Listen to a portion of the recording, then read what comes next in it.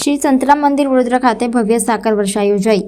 આજે મા શારદાની આરાધનાના દિવસે એસએસજી હોસ્પિટલ સામે આવેલ સંતરામ મંદિરનો પાટોત્સવ દિવસ વસંત પંચમીએ પાટોત્સવની ઉજવણીના ભાગરૂપે સંતો દ્વારા મહાઆરતીનું આયોજન કરવામાં આવ્યું હતું।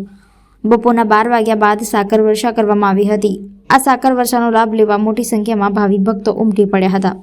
આજે વસંત પંચમી નિમિત્તે વહેલી સવારે ધ્યાન તિલક દર્શન ત્યારબાદ મંગલા આરતી યોજાઈ હતી। મહાઆરતી વર્ષમાં એક જ વખત ઉતારવામાં આવે છે। મહાઆરતી ઉતાર્યા બાદ સંતરામ મંદિરમાં સાકર વર્ષા કરવામાં આવી હતી। મોટી સંખ્યામાં ભક્તોએ ઉપસ્થિત રહી ધન્યતા અનુભવી હતી। યોગીરાજ શ્રી સંતરામ મહારાજના શ્રી સંતરામ મંદિર વડોદરાના વસંત પંચમીના દિવસે વાર્ષિકોત્સવ ઉજવાય છે। સંતરામ મહારાજનું સમાધિ દિન તરીકે સંતરામ મહારાજ જ્યારે સમાધિ લીધી, જીવિત સમાધિ લીધેલી નડિયાદમાં, તે વખતે આકાશમાંથી પુષ્પ વર્ષા અને સાકર વર્ષા થયેલી।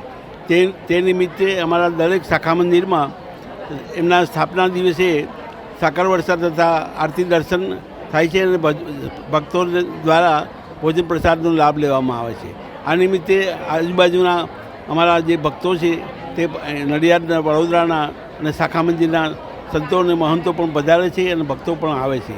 આરતી દર્શન અને સાકર વર્ષાનો અલભ્ય લાભ આ રીતે વડોદરા સંતરામ મંદિરમાં વસંત પંચમીના દિવસે વાર્ષિકોત્સવ નિમિત્તે ઉજવવામાં આવે છે।